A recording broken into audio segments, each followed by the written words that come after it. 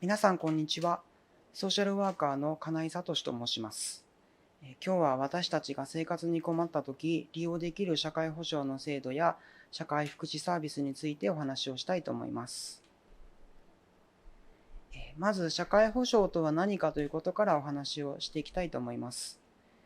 私たちが生活していく中で、病気にかかったり、何らかの障害を抱えたり、あるいは現在、新型コロナの感染が長期化する中で、仕事が急になくなったりなど、個人の努力だけでは解決できない困難に直面するということが往々にしてあると思います。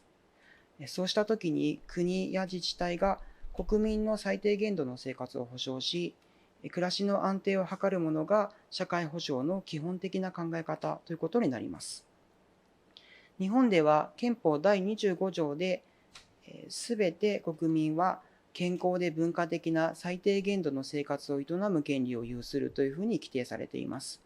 で、このことを生存権と呼びます。で、さらに国はすべての生活部面について、社会福祉、社会保障及び公衆衛生の向上及び増進に努めなければならないとも書かれています。この条文にある内容が、日本における社会保障や社会福祉サービスが提供される根拠の一つにもなっています。社会保障は、この図のように大きく4つの分野、社会保険、公的扶助、社会福祉、公衆衛生、医療に分けることができます。まず、社会保険です。社会保険とは、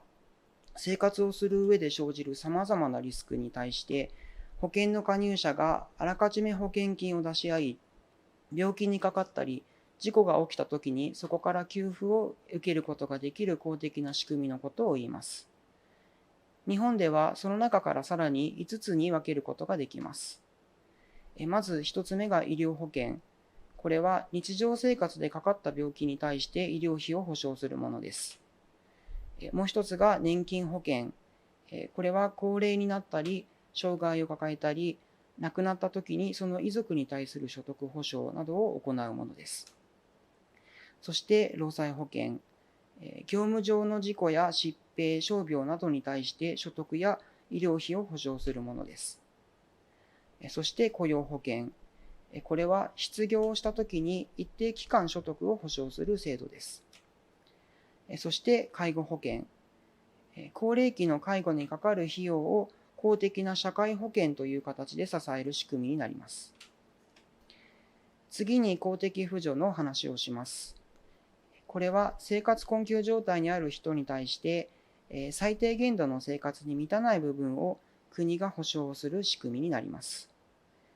この時本人の資産や預貯金、あるいは年金など、その他の社会保障制度が利用できる場合には、まずそれらを利用する優先することになりますが、それでもなお足りない部分に支給されるという制度になります。日本では生活保護制度がこれに該当します。次に社会福祉です。社会福祉は個人で解決することが難しい生活上の課題に対して社会的なサポートを行い、自立した生活を送ることができるよう支援する制度の一つです。具体的には、子ども家庭福祉、障害者福祉、高齢者福祉などの各分野に分かれています。先ほどお話をした社会保険や公的扶助は、お金や経済的な保障が中心となる制度ですが、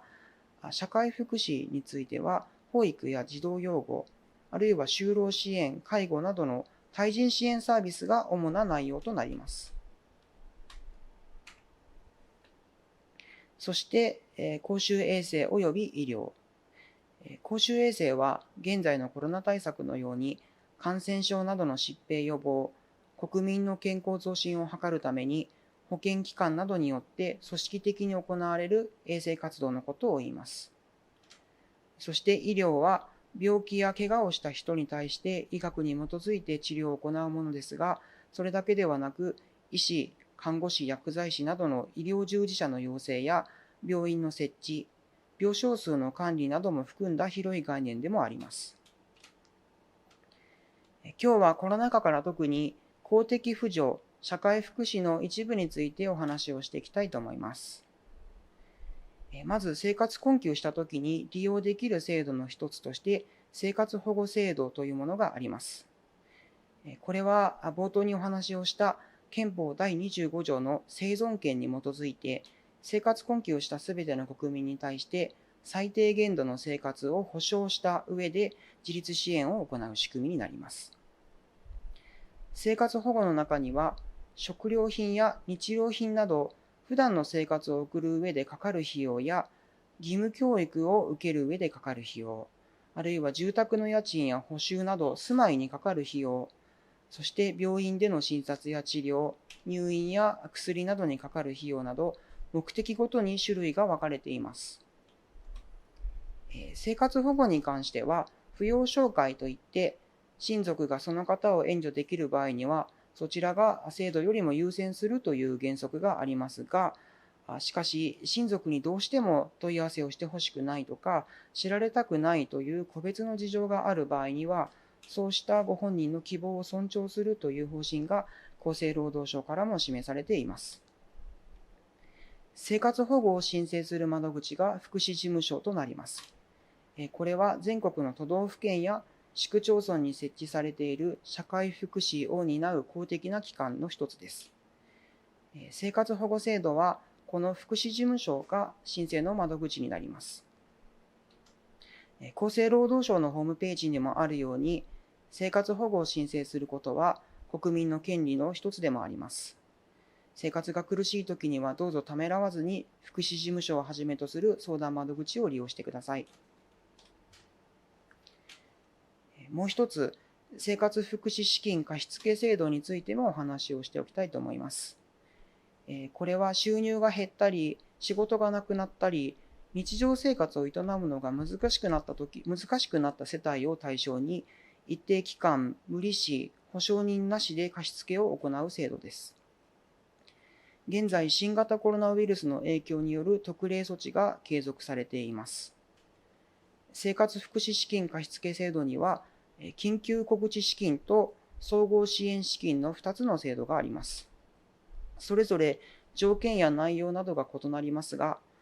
緊急小口資金では最大20万円まで、総合支援資金では単身世帯が15万円まで、2人以上の世帯が20万円まで生活資金を借りることができます。各市区町村に設置された社会福祉協議会という民間の社会福祉機関が窓口となりますので、詳しくはお住まいの地域の社会福祉協議会にお問い合わせをください。ちなみに福祉事務所や社会福祉協議会は LGBT 当事者であるかどうかにかかわらず誰もが利用できる支援機関ですが、ご自身の性自認や性的指向を明らかにした上で安心して相談したいという方も中にはいらっしゃると思います。LGBT ハウジングファーストを考える会東京では、生活困窮によって住まいをなくした LGBT 当事者への居住支援を行っています。現在、東京都中野区内に2部屋の個室シェルターを運営しています。また、LGBT ハウジングファーストのホームページには、LGBT フレンドリーな生活困窮者支援団体のリストが紹介されています。北海道、東京都、神奈川県、大阪府、福岡県にある計26団体の連絡先もこの中に掲載されていますので、こちらのリストも参考にしてみてください。画面の QR コードからも参照することができますし、QR コードは概要からも飛ぶことができます。次に悩みや辛さを誰かに話したいときに利用できる社会資源についてもお話をします。都道府県や政令指定都市に設置されている精神保健福祉センター、自治体によっては精神医療センターと呼ぶところもありますが、臨床心理士や精神保健福祉士などの専門職による心の電話相談を実施しています。また、自治体や NPO などでは、性自認や性的指向に関する専門知識を持ったスタッフによる LGBT 当事者のための電話相談も行っています。そして、このプライドハウス東京では、今年の8月から LGBTQ+、命の相談窓口を始めています。こちらは LGBTQ 当事者への支援経験がある相談員が対面で傾聴や支援を行う相談窓口です。こうした社会資源も利用することができます。詳細については QR コードからリンク先をご覧ください。次に、障害がある人が地域で暮らすときに利用できる支援についてお話をします。地域での精神保健を担う場所として保健所があります。保健所は都道府県や市区町村などに設置されている公的な機関の一つです。自治体によっては保健センター、保健相談所、健やか福祉センターなど呼び方が異なる場合もありますが、いずれも保健師、精神保健福祉士などの専門職が配置されており、医療機関の受診や福祉サービスの利用に関する相談や家庭訪問のほか、アルコールや薬物依存の家族相談なども行っています。また、障害者地域生活支援センターでは、障害がある人の地域生活をサポートする社会資源です。自治体によっては、地域活動支援センターと呼んでいたり、精神障害、知的障害、身体障害など、障害の種別ごとに主たる対象を設けているところもあります。精神障害を主たる対象とする支援センターの多くは、精神保健福祉士による個別相談のほか、地域交流や創作活動などのプログラムも実施しています。もう一つ、自立支援医療制度というものについてもお話をしておきたいと思います。これは心身の障害に関する医療費の自己負担額を軽減する公費負担制度の一つです。例えば統合失調症などの精神障害があり、通院治療を継続的に必要とする人などがこの制度の対象となります。原則として利用料の1割を自己負担することになりますが、本人の収入等に応じた負担上限額が設定をされています。また、自治体によってはさらに独自の助成制度があります。例えば、東京都では住民税非課税の世帯で社会保険に加入している人の場合、自己負担分を全額助成するという独自の制度もあったりします。詳細については、市区町村や保健センターの窓口に問い合わせをしてみてください。次に、働くための準備をしたいときに利用できる支援についてお話をします。一般企業で働きたいけれど少し不安があったり、そのための準備をしたいというときに、障害がある人を対象にした就労支援事業という制度があります。まず、その中の一つ、就労移行支援事業所では、一般企業への就労に向けて必要な知識や技能のサポートを行います。もう一つ、就労継続支援事業所では、サポートがあれば働ける人に対して、いわゆる福祉的就労の場の提供を行います。作業の内容は事業所ごとにも異なりますが、例えばお菓子作りであったり、喫茶店での接客や清掃などの作業を通して工賃を得ることもできます。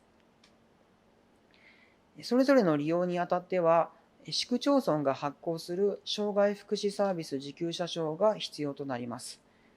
申請にあたっては、市区町村の福祉事務所や民間の相談支援事業所が窓口となります。また、地域若者サポートステーション、通称サポステという支援機関もあります。ここでは、働くことに不安を感じる15歳から49歳までの人を対象にして、個別相談や就労支援や職場体験実習などを行っています。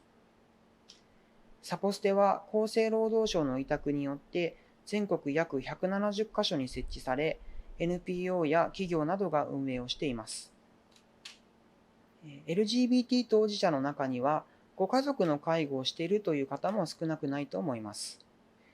親やパートナーの介護が必要になったとき、お住まいの地域で相談できる機関の一つに、地域包括支援センターがあります。この地域包括支援センターは、高齢者の相談、介護予防などを包括的に支援することを目的に、全国約5200カ所に設置されています。地域包括支援センターでは、ケアマネージャー、保健師、社会福祉士などが配置されており、高齢者介護に関する相談全般のほか、要介護認定の申請やケアプランの作成なども行っています。市区町村が設置主体となりますが、その多くは NPO 法人や民間企業などが委託を受けて運営をしており、身近な地域の中にも広がっています。また、認知症カフェという取り組みも地域に広がっています。これは認知症の患者さんや家族をはじめ、地域住民や医療・福祉の専門家などが集まり、認知症にまつわる悩みを相談できる場所です。認知症患者の初期支援やご家族の負担を軽減する場としても機能しており、現在は全国で約8000カ所に広がっています。こうした社会資源も選択肢の一つになると思います。以上、生活に困った時に私たちが利用できる社会保障制度や社会福祉サービスについて、ほんの一部ではありますが、駆け足で説明をしてまいりました。冒頭にもお話をしたように、新型コロナの影響が長引いている現在、病気にかかったり、失業をしたり、個人の努力だけでは解決できないような困難が生活の身近なところにも広がっていると言えると思います。そうした中で今日お話をした社会保障制度や社会福祉のサービスは、憲法に規定されている最低限度の生活を保障するためのものですし、それらのサービスを受けることは私たちの権利でもあります。生活に困った時にはどうぞためらわずにお住まいの自治体や支援団体の窓口にご相談ください。